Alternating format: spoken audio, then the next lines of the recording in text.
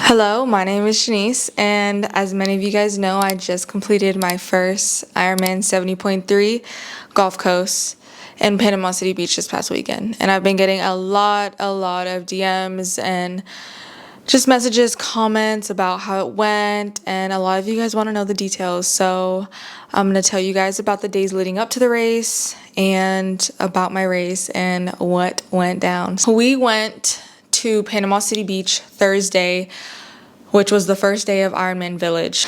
This day was athlete check-in / registration. Walking in, you have your Ironman store, which it is very expensive in there. Everything is Lululemon, so you can only imagine how pricey it could get. Then you go to the registration area, and that's where you get your packet, which has your bib number, it has your swim cap, you get your timing chip. This is where you get your stickers for your bike and your helmet. You also get your free bag and your free shirt. The most expensive bag I've ever had in my life. That bag is worth $500. So, and inside there's so many vendors, and they want you to try their new thing, and this is what's gonna make you cross that finish line. There's people getting their bike tuned up, people picking up their bike, people dropping off their bike. It was just a lot going on in there. I ended up getting some stuff after I did my registration, and then we headed back to our Airbnb. I ate my lunch, my pre-made lunch I had, which was pasta and bread. Then we went out to the athlete briefing that they had that day. And before we went in there, we took some pictures. The briefing, they just kind of told you about the swimming conditions, if it was wetsuit legal or not, any road hazards you need to watch out for when you're biking, anything like that. Main thing I was really hoping for, that it was going to be wetsuit legal. A lot of people were hoping it was going to be wetsuit legal. They did change the swim. The swim was going clockwise, and then they changed it to go counterclockwise due to the current. They thought that it would just be easier for the swimmers to just swim with the current, which was really nice. So the swim did change, and people were really happy with that. We weren't going to go against the current that day, but it was still 1.2 at that time and wetsuit legal. The weather was expected to be pretty rainy on race day. It was kind of shitty weather leading up to the race, to be honest. So we were told if there's thunderstorms, for safety reasons, the race might be cut short.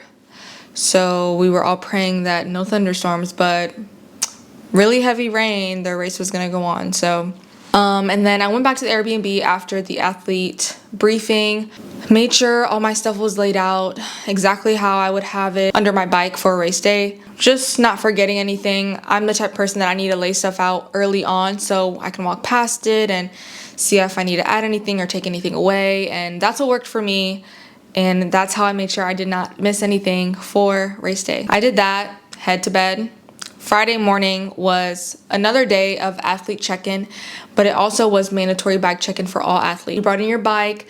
The stickers they gave you on your registration, you had to make sure they were on your bike properly. If they were not on your bike properly, they were going to make you fix them. And you bring your bike in, they check your stickers, you put your bike on your rack where your number is.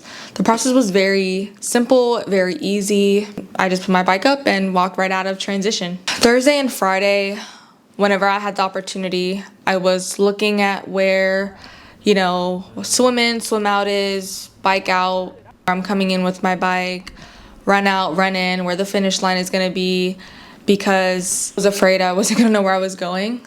That was something I was really glad I did, is just get in the motions of where everything is gonna be at. So I'm kind of on autopilot pretty much. But anyways, after I brought my bike into transition, we ended up going back to the store because my parents were there. So we ended up getting some stuff for them as well. I did go to an athlete briefing that day. It was the last athlete brief of that day, right before the race. Nothing really changed. The swim was gonna be the same. They were, assuming it was gonna be wetsuit legal. That was it. So when I went back to the Airbnb, I ate my carbs. I relaxed. I laid out my stuff for sure, made sure everything was good, packed my bag up with everything that I was going to bring the next morning for race day. Making sure I didn't forget anything, just going over things 1,000 times in my head. I was so nervous, guys. It was absolutely insane. I was in bed by 7 p.m. I was so exhausted that day, so it was not hard for me to go to bed at all. And then we go to race day, okay? I woke up at 3 o'clock. I had an alarm for 3:30. I couldn't go back to bed. Relaxed till 3:30. I got dressed, ate half a bagel, drank some Gatorade. Then we headed to transition. Transition opened at 4:30 for athletes. Parking was a mess. I really don't think they did the best job at letting athletes know that there was prepaid parking.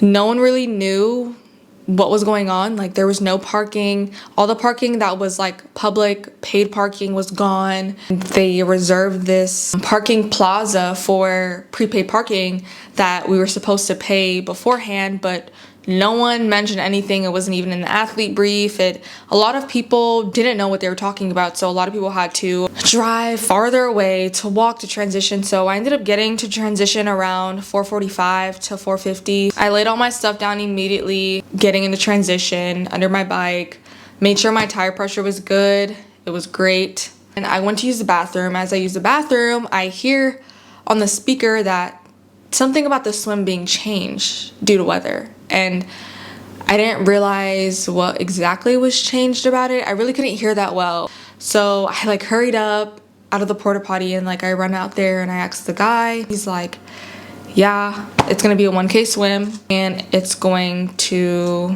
go clockwise. Was not mad about it at all. A little disappointed, but I'm glad it was a 1K swim.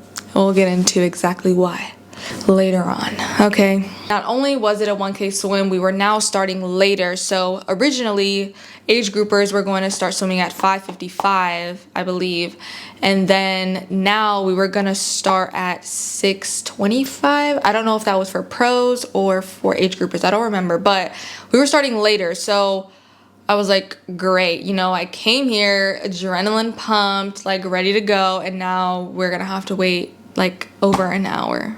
I ended up, you know, making sure everything was set, putting my bike computer on, and then I headed to swim start. And I waited there for my family, and then we watched the men's pro go and women's pro go, and I saw my coach go. She killed it, and then it was time for us to seat ourselves where we think we should be at. They told us to put ourselves where we would finish a 1.2 mile swim. So I put myself at 40 to 43 minutes. I was standing in line, chatted with people. Sooner than later, I'm up in the front. And now it's time for me to go. And let me backtrack a little bit for you guys. I swim with a nose piece. I've always swum with a nose piece. I was one of those kids when I would go to the pool when I was younger, I would hold my nose going underwater. So swimming with a nose piece, it's worked for me. I have had no issues with heart rate or anything like that swimming. I bought a new one prior to the race. I swam with it one time and it worked perfectly for me. I had an old nose piece that I've been using since training, and I was like, maybe I just want something like super fresh, super new for race day. I was like, you know, I'm kind of scared that I'm gonna get knocked in the face and I'm gonna lose my nose piece, and if I lose my nose piece, I'm cooked. So I put my old one in my swim cap before going. As I run, I put my nose piece on as I'm running in the water.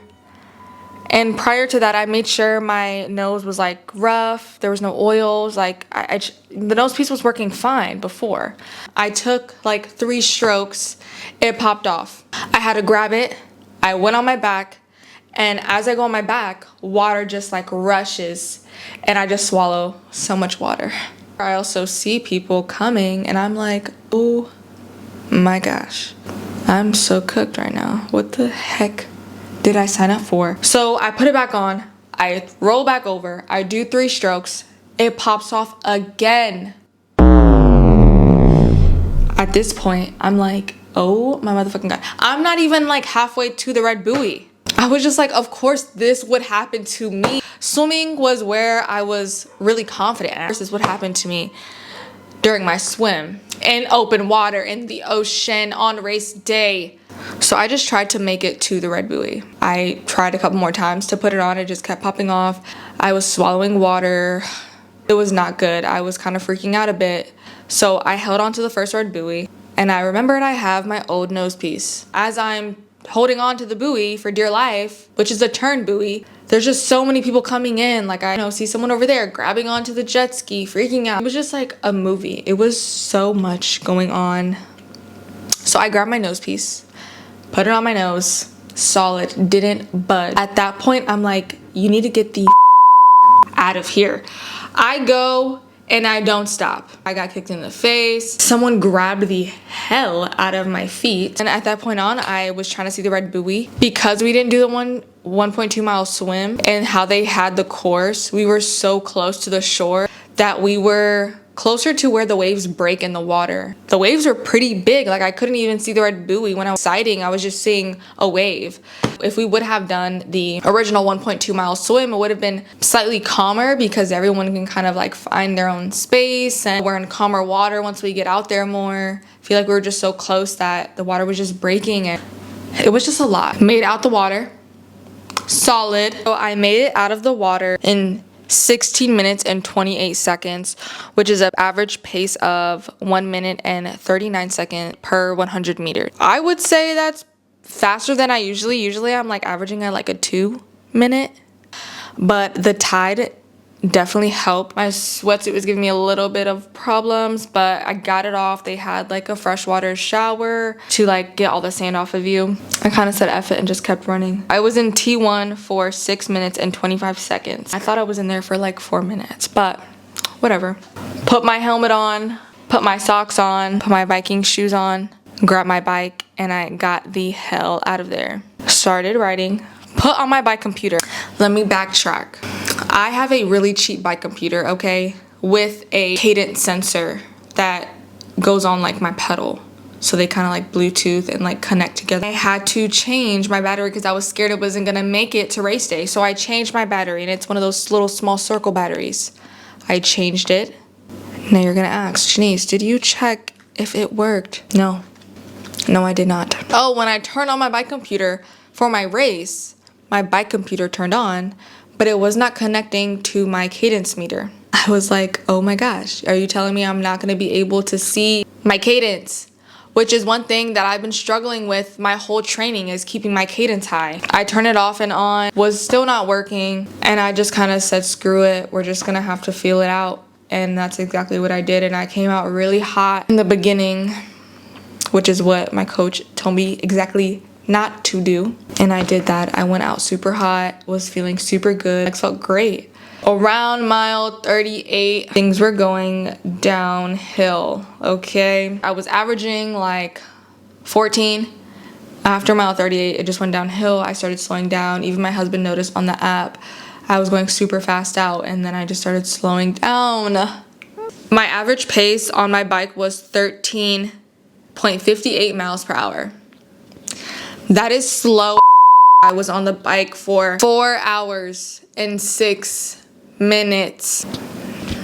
I was pedaling for 4 hours. Absolutely not. Oh, and on top of that, it was torrential downpour and windy as hell. And since I have rim brakes, for some odd reason, with the rain, they just were not working. I almost crashed into a couple people. Thank God I did not. The last half of it wasn't fun for me. That's when I got poured on. I was soaking wet. And I'm just thinking about, oh my God, like my running shoes are soaked. I was getting past like on that bike.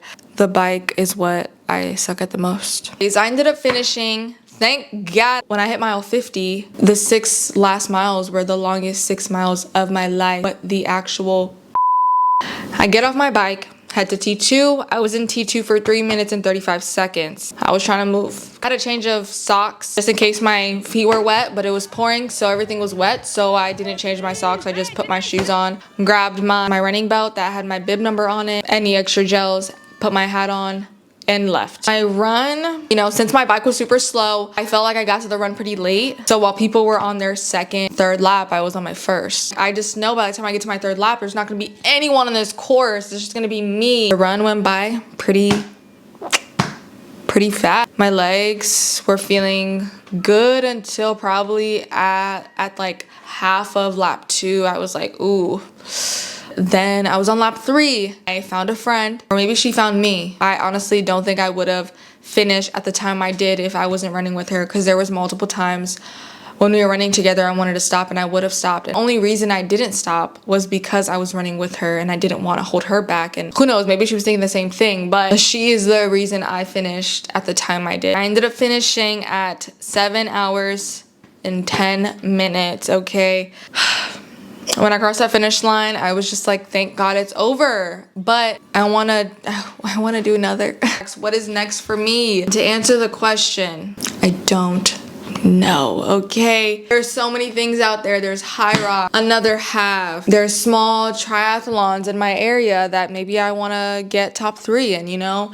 I have to give a big thanks to my coach. Because of her, I have this sick ass medal. Last but not least, I wanted to say thank you for everyone who has supported me in this journey, and I could not do this without you guys. And if you guys have any questions or anything related to triathlon or even running, anything like that, please let me know and I will probably make a video about it, because why not? Thank you guys for watching, and I hope you guys have an amazing day.